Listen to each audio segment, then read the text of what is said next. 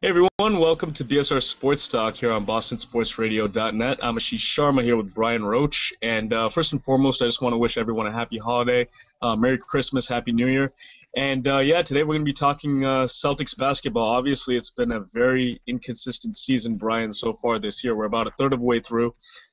They're currently sitting eighth place in the Eastern Conference at 14-14. We thought they had a big statement win in Brooklyn, where they went in and basically demolished the Brooklyn Nets, at the Barclays. But then they go out in LA to the Clippers, and they themselves get destroyed to a very hot Clippers team. So we really don't know yet what to make of this Celtics team. Let's start by first talking about the Brooklyn game.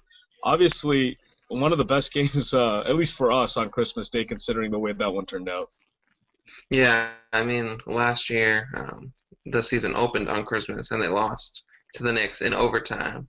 And Rondo had a huge game, of course, because it's nationally televised. But this year against the Nets, he had a pretty good game. He had 19 points, what Rondo did. But it was really the bench that came up big.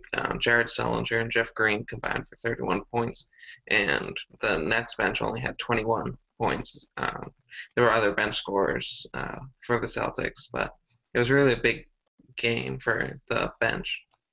Yeah, I think so. I think overall they just played a full 48 minutes of basketball. I think everyone played well. Obviously, Rondo carried with that win with the 19 points. He has been, as we said over the last few podcasts that we've done about the Celtics, more of a scorer this year.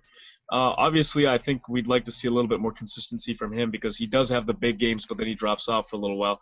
But, overall, he has been a lot more confident in his jump shot. He took 2 threes in that game. He made them both. Obviously, in LA, which we'll get to, he took another 2 threes, and he made those both. So he's 4 for 4 in his last 4 attempts. Go talking about Jared Sullinger off the bench as well. I think he's been fantastic. What did he have against Brooklyn? I believe 16 points He had off the 16 bench. points, 7 rebounds. Yeah, so there you go. So I think, he's just obviously still a rookie. He's still going to learn and get better. But I think from what we've seen so far from Jared Sullinger, there's a lot to be excited about for this guy. Yeah, especially since this was his first ever Christmas Day game. So maybe Christmas will be a good game for him. So. Yeah, I hope so. Let's hope that continues. And obviously, a little bit more drama in this game. Chris Humphries did not play; he was inactive. However, there was a little bit of chippiness as carried over from the last time these two teams met in Boston. KG and Jared Wallace got into a little bit of a, I don't even know what to call that, hand holding, where one wouldn't let go of the other, and they both got teed up. But I think we are starting to see a budding rivalry between these two teams. Obviously, earlier in the decade, back during the Jason Kidd era, these two teams met a lot in the playoffs, and then it kind of died off for a little while. I think we're kind of seeing that rivalry get rekindled here a little. Yeah, I mean, and there's been a lot of fighting going on with with the Celtics team with Rondo. Like Rondo's being Rondo, he sometimes loses his temper. KG is always one to throw his fist up in the air every once in a while, and I mean, I would have let them kept playing because of the way the game was going. Like these two teams are very physical toward one another, so. Right. Yeah, no, I agree. I really don't think that was worthy of a double technical. I memean, if that was the playoffs, that would have been nothing. But it is what it is, and I actually kind of enjoy it. I like the chippiness. I like the emotion. I'm a little old school. I remember watching some of the older games and seeing guys getting taken out. I mean, I wasn't around for the Kurt Rambis, Kevin McHale thing, but I thought that was awesome. So maybe that's the type of basketball I like. But another thing that actually happened is Avery Johnson, head coach of the Brooklyn Nets, actually got fired a few days ago, and I was actually totally shocked by this. Obviously, they haven't been having a great season. They're just like the Celtics, 14-14. They're at 500. But I didn't think that was worthy of a firing. It wasn't a Mike Brown situation in LA or anything like that. What was your take on that? Well, I think it was way too soon. Like, I mean, they were doing well, and then all of a sudden they're 3-10 in their last 13 games, and so like they fell off the table a little bit. But doesn't that happen to every team? They get on a little like the Clippers, who we're going to be talking about next. They're on a 15-game winning streak.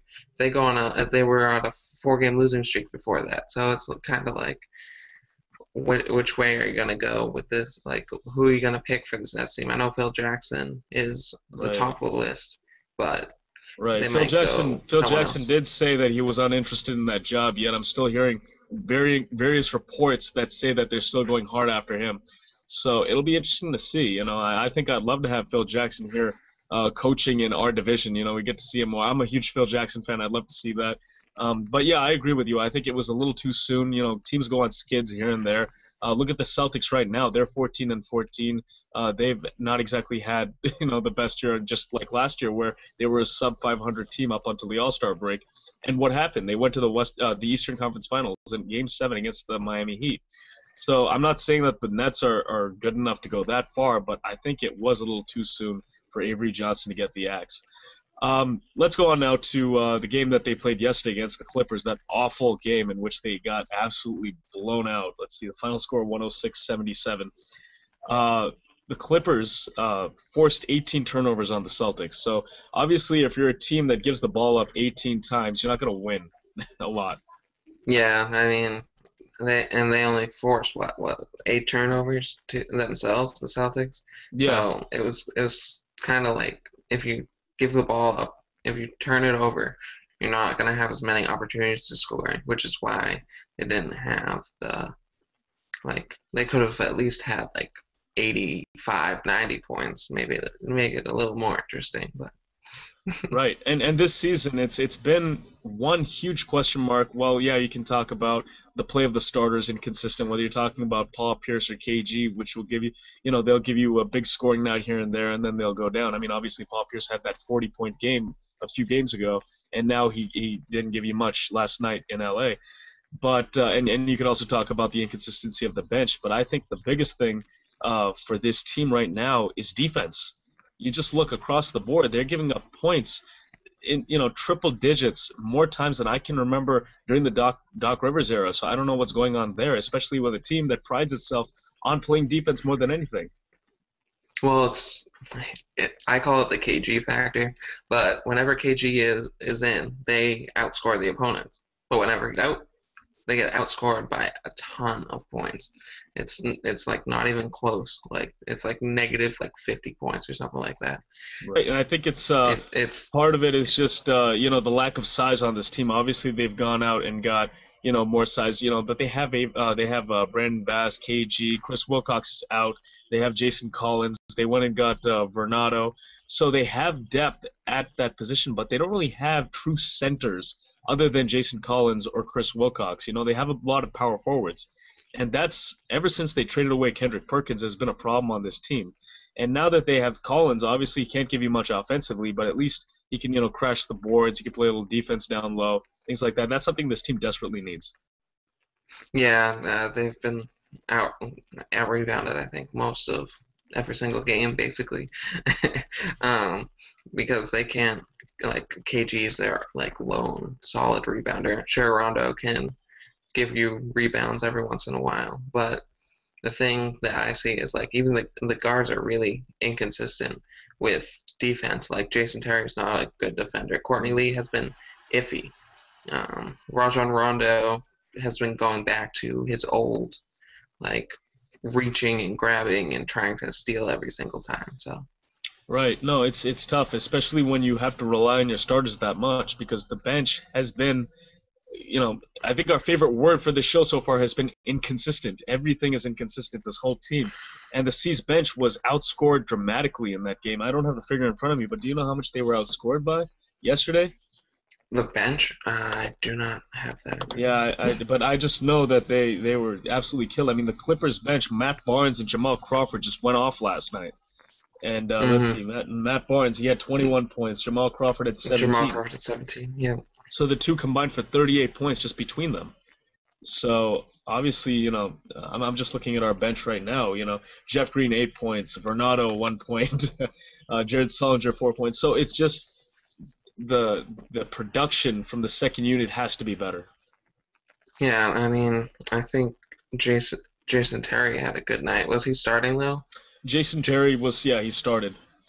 Yeah, so, I mean, it's going back and forth between Courtney Lee, Jason Terry. There's not a consistent rotation that the Clippers have. Like, the Clippers have a really solid rotation with Jamal Crawford as the sixth man and Matt Barnes coming off. And stuff like that. So Right, and I think they're one of the more underrated teams considering that they've won 15 straight now.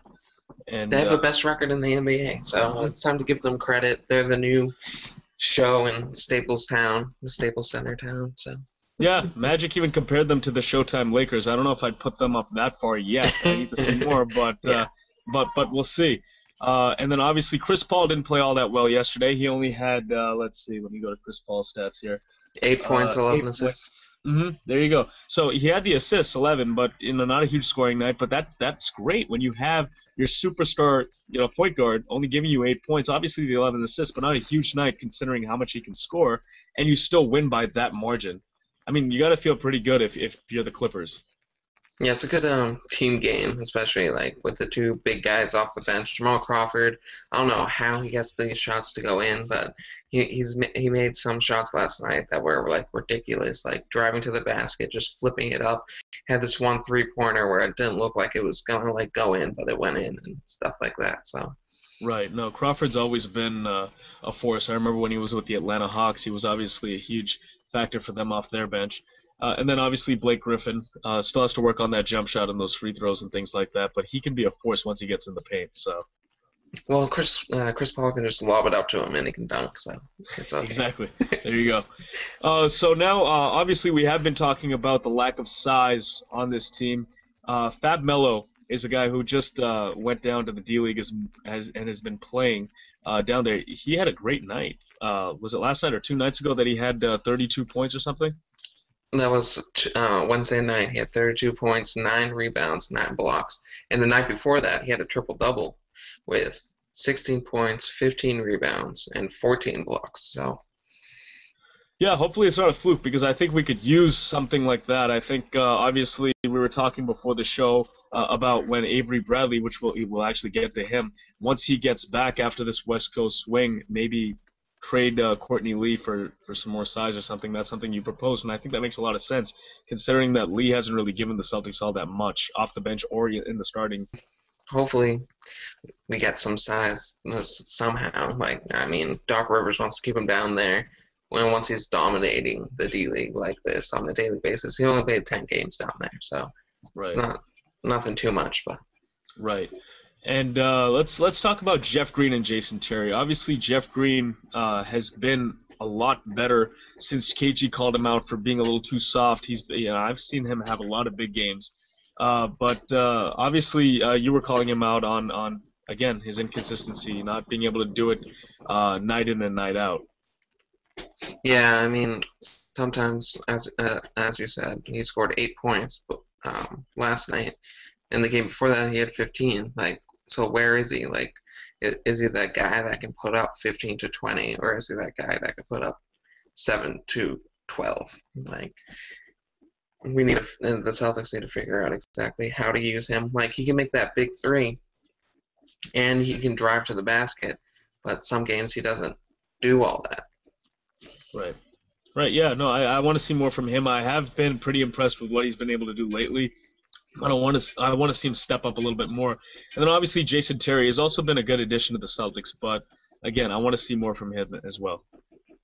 Yeah, I mean, he put up a solid night last night. I don't know exactly how many points he had, but he had 10 points in the first half on 4 of 8 shooting. There was a game a couple weeks ago, he was like 1 of 10 from the field, but he was still shooting. Like, sometimes it just doesn't fall for him, but like last night when he made his first shot, he just like kept shooting, and that's how you know he's on. When he keeps shooting after he makes his first shot, you know he's gonna have a good night because he stops on a dime, pulls up for that mid-range jumper, and that's what I did last night in the run where the Celtics actually pulled within 4 in the second quarter. I was like, oh, they might have a chance, but then Clippers bench just took over. So right, that's the thing about the Celtics. Sometimes they get a little jump shot happy and they stop relying on ball movement and pick and rolls and things like that. And that's their game. That's what their offense is predicated on. It's not, the Kobe offense or the LeBron offense where just give LeBron the ball or Kobe the ball. This team has a lot of guys that can shoot, a lot of guys that can drive, and when they start just jacking up random jump shots, obviously and that can be frustrating because they do that sometimes. Yeah, I think go ahead. What especially like Garnett. Garnett can get a little jump shot happy. Like, he doesn't, like, use the post enough and stuff like that. Sometimes he just, well, I mean, last night he did pretty well with it. But sometimes, like, if he's having an off night, he'll just keep trying to shoot it, trying to find his own rhythm and not give it to any other player, basically. Right. Right, no, but obviously they're not, considering how badly they've played this season. 14-14 isn't exactly a bad spot. If the season ended today, let's say a third of the way through, they'd still be a playoff team. They'd be the 8th seed. But I am pretty confident that they can turn it around. If you remember at the All-Star break, they were in the same position last year, and they made that amazing run and just went in as the 4th seed, I think, and they made it to the Eastern Conference Finals. Game 7 almost went to the finals against the Thunder. But we'll see what happens this year. I am still waiting for the return of Avery Bradley, which will happen after this West Coast swing. I don't know what kind of an impact he'll have right off the bat. I think he'll still be a little rusty, but defensively that's going to be a huge boost for this team. Yeah, I think that's the main thing. Like, that maybe like his defensive presence will spark other people to play better defense, especially Paul Pierce, because he's been kind of inconsistent on the defensive end. Jason Terry, he's not that good a defensive guy. Maybe Avery Bradley will push him to like maybe show him some moves defensively, something like that. But his jump shot might take a little while. Hopefully he doesn't take any corner threes because he was really bad at those. Ever since coming into the NBA, Right.